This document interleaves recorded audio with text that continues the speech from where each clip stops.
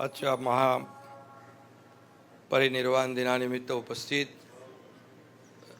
महामहिम राज्यपाल CP राधाकृष्णनजी, नवनिर्वाचित मुख्यमंत्री देवेंद्र फडणवीसजी, माझे सहकारी उपमुख्यमंत्री अजित पवारजी, आमदार दीपक केसरकरजी, मंगल प्रभात लोढाजी, राजकुमार बडोलेजी, प्रवीण दरेकर, संजय बनसोड, कालिदास कोळंबकर, अमोल मिटकरी, डॉक्टर नरेंद्र जाधव साहेब, सुजाता सौनिक मॅडम, राहुल शेवाळे, आयुक्त भूषण गगराणी, पोलीस आयुक्त विवेक फणसाळकरजी, व्यासपीठावरील सर्व सन्मान्य मान्यवर, समितीचे आपले नागसेन कांबळेजी आणि उपस्थित सर्व बाबासाहेबांचे अनुयायी पत्रकार मित्रांनो, महामानव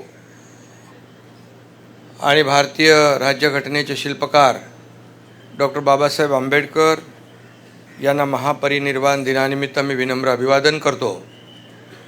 आज खरं म्हणजे देशाच्या कानाकोपऱ्यातून बाबासाहेबांचे लाखो अनुयायी त्यांना अभिवादन करण्यासाठी चैत्यभूमीवर आले आणि त्या सर्वांनाच माझा आदरपूर्वक जय भीम। 68 वर्षापूर्वी परमपूज्य बाबासाहेब आपल्यातून देहस्वरूपातून गेले, तरीसुद्धा त्यांचे विचार आजही आपल्यासोबत आहेत। मुख्य म्हणजे बाबासाहेबांचं संविधान आपल्यासोबत आहे। एकदा मी म्हणालो होतो कि किसी को पैसा मिला तो धनवान हो गया, किसी को ताकत मिली तो पहलवान हो गया और किसी को बाबा साहेब मिले तो वो इंसान हो गया। आणि आज आपण इथं जमलेलो सगळे एक माणुसकीचा धर्म पाळण्यासाठी जमलेलो आहोत। कालच आझाद मैदानामध्ये ऐतिहासिक असा शपथविधी झाला। मंत्रिमंडळ पदाची आम्ही शपथ घेतली, देवेंद्रजींनी मुख्यमंत्री पदाची शपथ घेतली, मी आणि अजितदादांनी उपमुख्यमंत्री पदाची शपथ घेतली। खरं म्हणजे ती शपथ होती संविधानाची आणि बाबासाहेबांच्या खरं म्हणजे संविधानाची होती। कालच्या समारंभातही बाबासाहेब होते आणि आज तर आहेतच। बाबासाहेब कायम तसेच आपल्यासोबत आहेत। चंद्र, सूर्य आणि सत्य या तीनच गोष्टी जगात परमनंट आहेत। चौथी परमनंट गोष्ट कुठली असेल तर ती बाबासाहेबांचं संविधान हे आहे। त्यामुळे मी नेहमी म्हणतो, जब तक सूरज चांद रहेगा बाबा साहेब का संविधान बना रहेगा। बाबासाहेबांनी सांगितलेल्या महामार्गावरून चालण्याचा प्रयत्न आपण सगळे करतोय। चैत्यभूमीवर माथा टेकवणं म्हणजे बाबासाहेबांना अभिप्रेत असलेल्या जीवनमूल्यांचा जागर करणं होय। मी नेहमी म्हणतो, एक सर्वसामान्य कार्यकर्ता आहे। समाजकारण करता करता आम्ही सगळेच जण राजकारणात कसे आलो ते आम्हाला कळलं नाही। पुढे मुख्यमंत्री, उपमुख्यमंत्री, कोणी काय काय झालं, एक सामान्य परिवारातला एक कार्यकर्ता या पदापर्यंत पोहोचू शकतो, याला कारण एकच, डॉक्टर बाबासाहेबांनी दिलेलं संविधान। आणि सामान्य कुटुंबातली व्यक्ती आज देशाचा प्रधानमंत्री होऊ शकते, आदिवासी भगिनी राष्ट्रपती होऊ शकते। हे सारं शक्य झालं आहे ते केवळ आणि केवळ बाबासाहेबांच्या संविधानामुळे।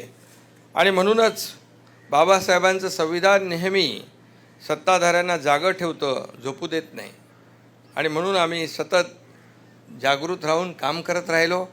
2.5 वर्ष मागचे सत्ता हे समाज परिवर्तनाचं हत्यार आहे असं बाबासाहेब सांगायचे।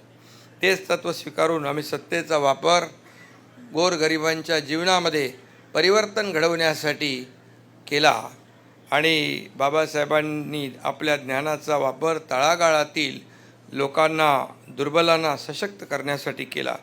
आणि त्यासाठीच आपल्या सरकारने देखील लोककल्याणकारी योजनांच्या माध्यमातून दुर्बल घटकांना सशक्त करण्याचा प्रयत्न केला। त्यामुळेच मगाशी अजितदादा म्हणाले, निवडणुकांमध्ये देखील जनतेने ऐतिहासिक मॅन्डेट दिलेला आहे आणि आता म्हणून आमची सगळ्यांची जबाबदारी वाढली आहे। राज्यातील जनतेच्या आयुष्यात आनंद निर्माण करण्याचे आमचे प्रयत्न यापुढे अधिक वेगाने सुरू राहतील। आणि मी आपल्याला इथं मुख्यमंत्री आहेत, त्यांच्या नेतृत्वात आम्ही टीम म्हणून या ठिकाणी राज्याला पुढे नेण्यासाठी, राज्याला प्रगतशील बनवण्यासाठी आणि राज्य कायम देशामध्ये एक क्रमांकावर ठेवण्यासाठी कायम आम्ही परिश्रम घेऊ. गेल्या सप्टेंबर महिन्यात मी बौद्ध भंतेजींचं चिवरदान देऊन सन्मान केला. जगातच सध्या जे युद्धाचं वातावरण आहे त्यावर बुद्ध विचार हा एकमेव उपाय आहे असं मला वाटतं. आणि म्हणून महापुरुष इतिहास घडवतात, पण डॉक्टर बाबासाहेब आंबेडकरांनी अपमानकारक जीनं जगणाऱ्यांमध्ये स्वाभिमानाची फुंकर घालून इतिहास बदलला. आणि म्हणून ते फक्त ज्ञानी नव्हते, तर आपल्या विद्वत्तेचा उपयोग त्यांनी तळागाळीतील लोकांना, दुर्बलांना सशक्त करण्यासाठी केला. त्यांनी केवळ भारतातच नाही तर जगभरातील शोषित, पीडित, वंचितांच्या हक्कांना, मानवी प्रतिष्ठेला वैचारिक, संघटनात्मक बळ मिळवून दिलं. आणि म्हणून दलित बांधवांमध्ये शेकडो वर्षापासून रुजलेली न्यूनगंडाची भावना काढून टाकली. आज दलित बांधवांमध्ये जो आत्मविश्वास निर्माण झाला आहे, या सगळ्याचं श्रेय बाबासाहेबांनाच जातं. आणि म्हणून मी आपल्याला एवढंच सांगतो, अशा संविधानाच्या आधारावर आपल्या देशाचा कारभार चालतो, आपल्या राज्याचा कारभार चालतो. बाबासाहेबांनी दिलेलं जे संविधान आहे त्यावर आपला देशाचा कारभार, राज्याचा कारभार चालतो असं पुन्हा एकदा मी सांगतो. संविधानाचा सर्वात जास्त सन्मान पंतप्रधान नरेंद्र मोदीजी यांच्याच कार्यकाळात झाला, हे विसरून चालणार नाही.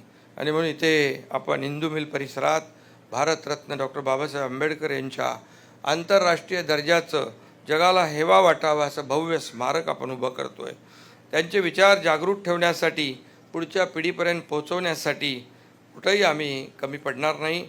प्रत्येक जिल्ह्यात, प्रत्येक तालुक्यात संविधान मंदिर बांधण्याची घोषणा आम्ही केली आहे आणि त्याचं काम सुरू आहे.